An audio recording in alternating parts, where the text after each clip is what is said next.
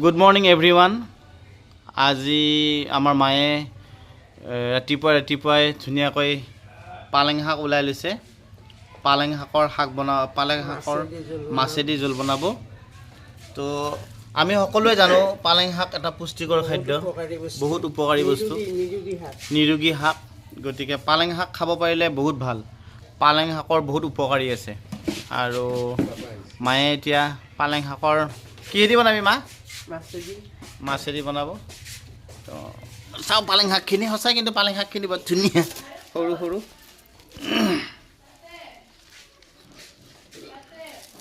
সেউজীয়া শাক পাচলিৰ ভিতৰত অন্যতম পালেং শাক। আমি সকলোৱে জানো পালেং শাক।